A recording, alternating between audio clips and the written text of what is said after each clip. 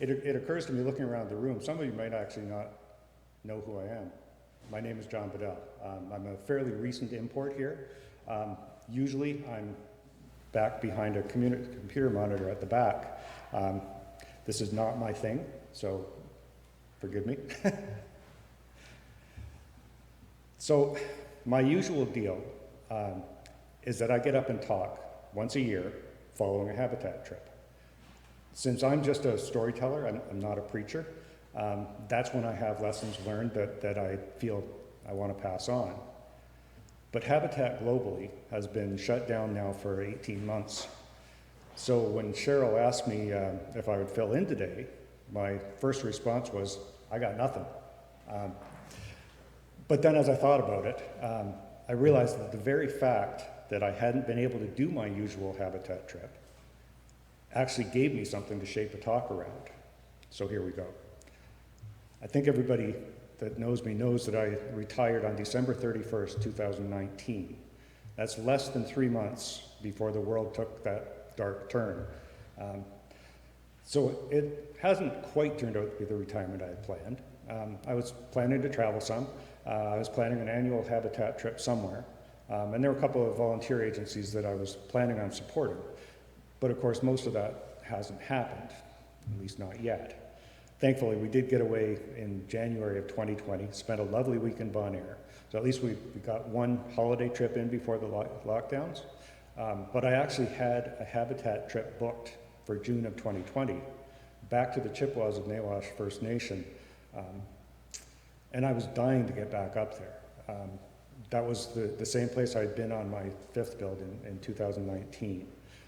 We were going to be there for National Indigenous Peoples Day, which would have been an absolutely awesome experience. So when Habitat pulled the plug that March, I was really seriously bummed out. But as upset as I was about missing out on that trip, it eventually occurred to me that maybe I should be grateful in a way instead. You see, for a long, long time, it had been my plan to do some sort of foreign service trip after I retired, to get a chance to see how people live who don't live with our abundance, and maybe offer some help in whatever way I could. And now, as the pandemic drags on and travel is still impacted, all I can think of is, what if I had waited? What if I had waited? And what if I hadn't already done a few trips? Would I have even started after the pandemic was over?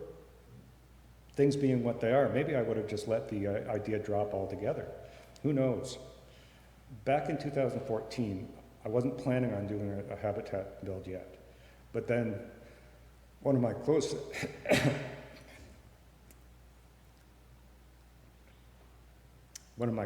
colleagues, a guy I'd worked with off and on for 30 years, maybe a little more, passed away suddenly, unexpectedly, less than 2 years before he was due to retire. And then a guy that I had actually worked with in the drawing office where I served my apprenticeship passed away a few months after that. He's a couple of years older than me. So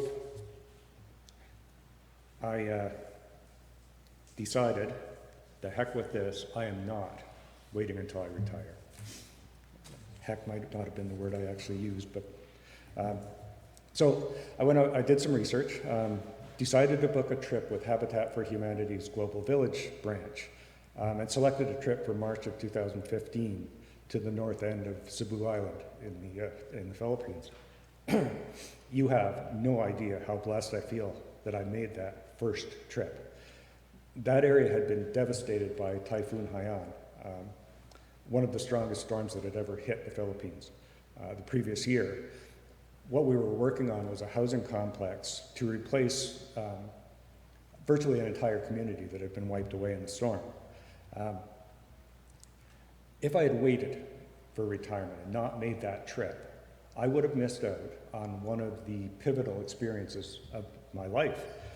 And I would have missed out on getting to know the happy, faith-filled, friendly, industrious, affectionate Filipino people that I met on that trip. And I would have missed out on meeting and working alongside some people from across this country who will be my friends forever. That trip was such a blessing for me. I literally cannot conceive of having missed out on it.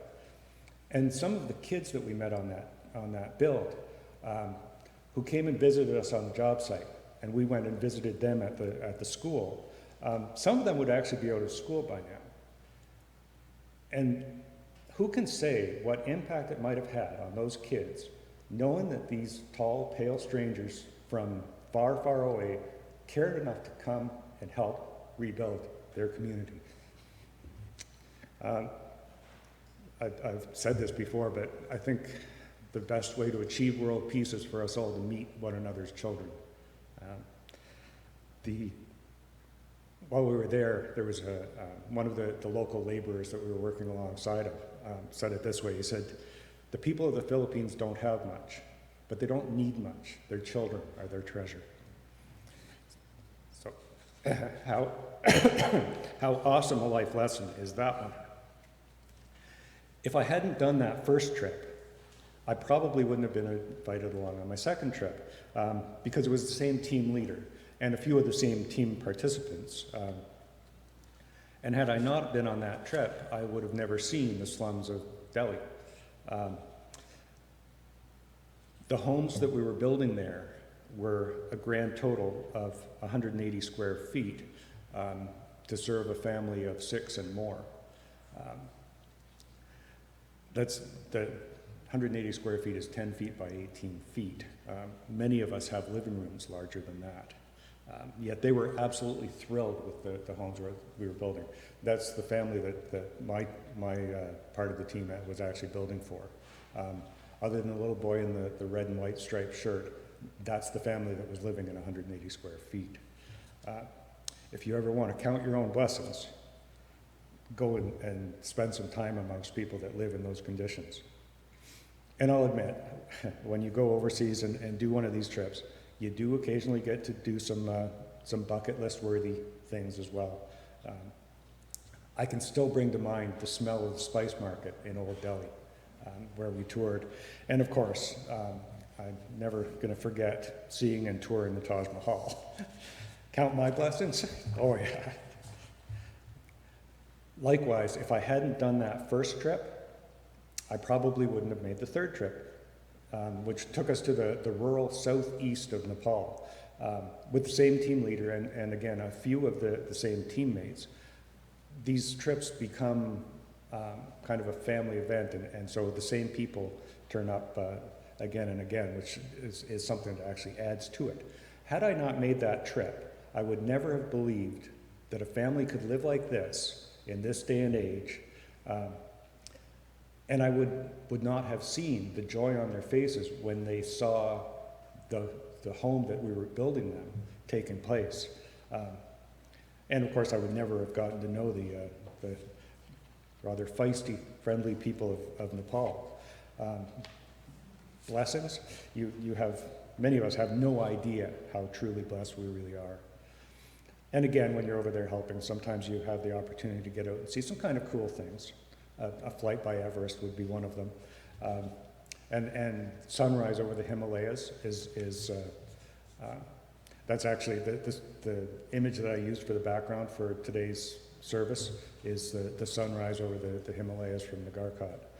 Even if I never get to travel again, those memories are ones I'm going to treasure forever. I tell this particular story from Nepal often, so some of you have probably heard this before, but sorry, you're going to hear it again.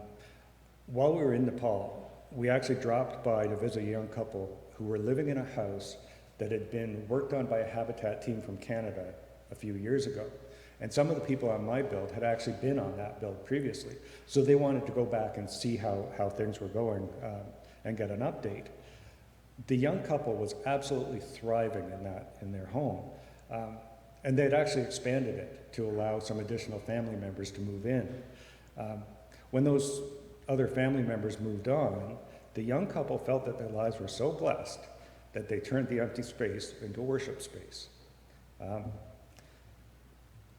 Pretty awesome thing to think, anyway. While we were there, we learned that the young couple was actually expecting their first child. We did get an update a couple of months after we got back that the child had been born, was healthy, and that child would be raised in a home a Canadian team built for them in rural Nepal. Just, that is truly a blessing shared. If I hadn't done that first trip, again, I probably wouldn't have been included on trip 4, which was to Curve Lake First Nation, because the team leader on that build had been one of the participants in the first build that I did in the Philippines. Instead of going overseas that year, I decided to do a build in Canada in honor of my dad. So Curve Lake was a good choice. The team members were sent some study materials in advance of the trip, including the recommendations of the Truth and Reconciliation Commission. And on that first day of the trip, we spent an afternoon in the band office with the band's cultural historian, talking about their history, talking about treaties, talking about other matters that they felt it was important for us to know about from their perspective.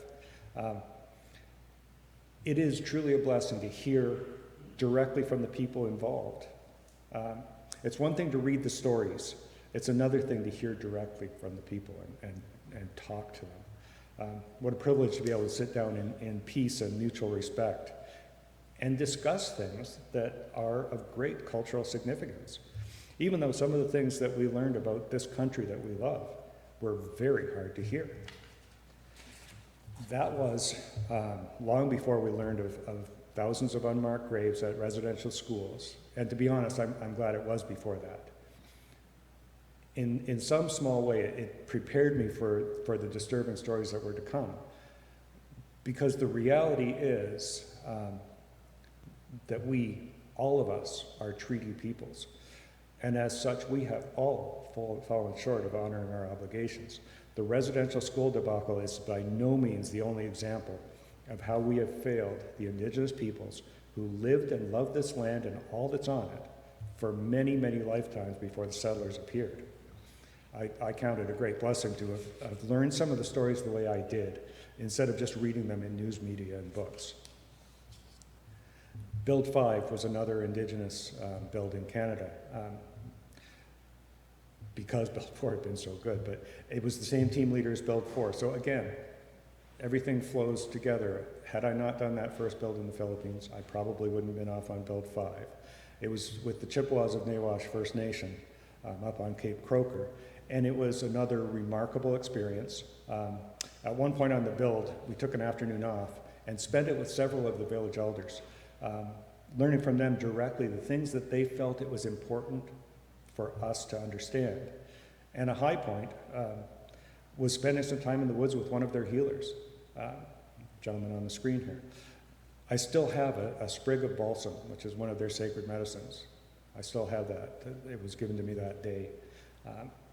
On the build also were two young Indigenous men whose education and whose participation in the build was sponsored by our Team Leaders Family Foundation and by the Pinball Clemens Foundation.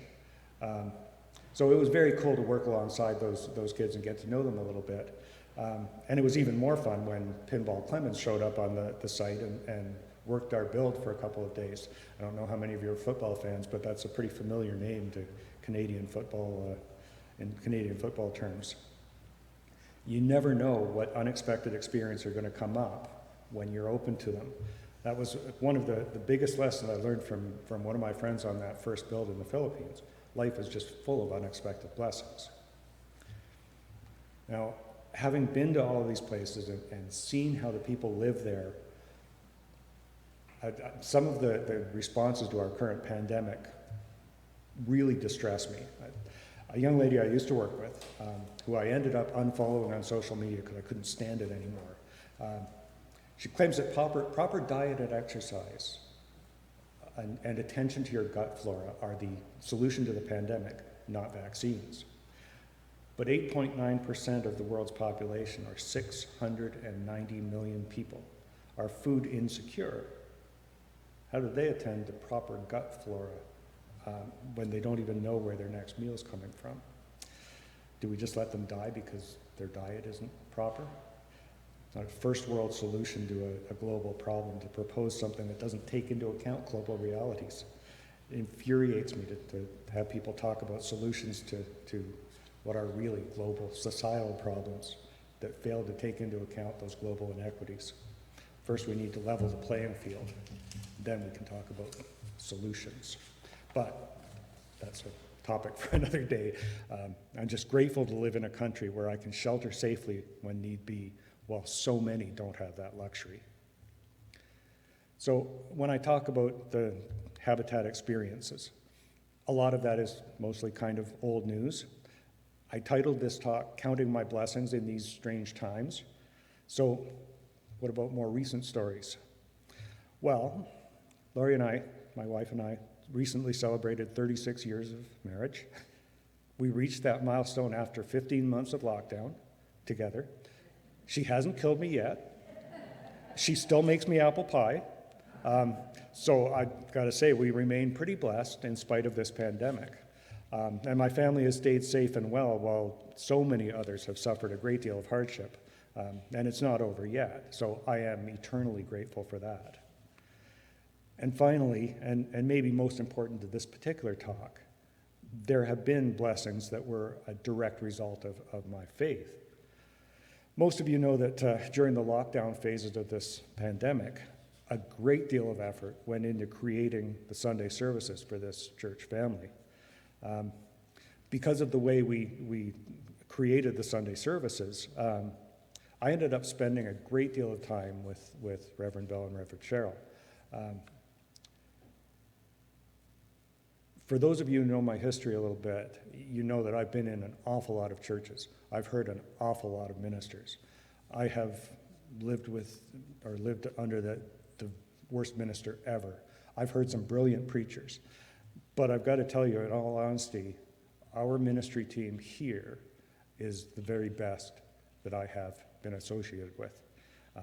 It has been an absolute pleasure for me to share in the task of bringing worship to this church family while we were forced to be apart. I hope this congregation, both in the room and online, know just how blessed we are to have that particular ministry team leading our faith journey. So last story for today. Most of you know that I've been involved in live streaming church services for a lot of years. Seems like forever. I think it's only 8 years, but that's a very long time. Since long before it became a pandemic necessity. So quite a few people knew that I had some bit of useful knowledge about the subject. And when the pandemic started to drag on, I started getting contacted by a lot of people looking for help getting their churches online. So in November of last year, I created an online help forum specifically and exclusively for Canadian communities of faith to either help them get online or to help them improve their online presence.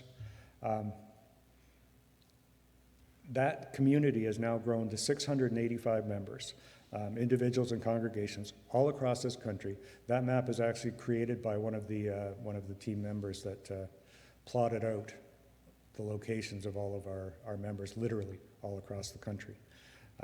I think the only province we're missing is Newfoundland. We don't have anybody in Newfoundland, but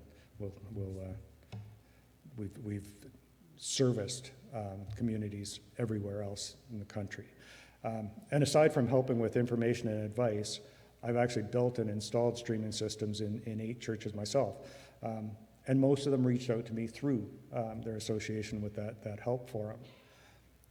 And I've made some great friends among the group. I even reconnected with the daughter of friends of mine from my Lundy's Lane days. And the group was instrumental in connecting her with another group member who's actually building the streaming system at her church. It's become a great community.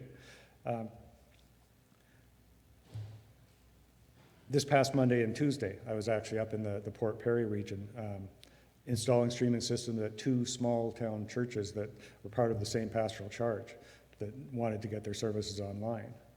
I don't have the words to express what a blessing it's been to be able to help so many communities of faith navigate what is in reality a complex and challenging but very necessary outreach. There's a comment I've heard a bunch of times now, and I really treasure this, people have said, we just didn't know how to get started. So we're so happy to have found this group. So it has been a remarkable blessing, and one of the things that, from my perspective, has actually been a wonderful side effect of an awful pandemic. When I started writing this talk, I was afraid I wouldn't be able to fill enough time. Then as I started writing, I realized that counting my blessings was going to take way longer than people were going to be willing to stay awake and listen to me talk. And that, in a nutshell, is the lesson for today. So truly, thanks be to God.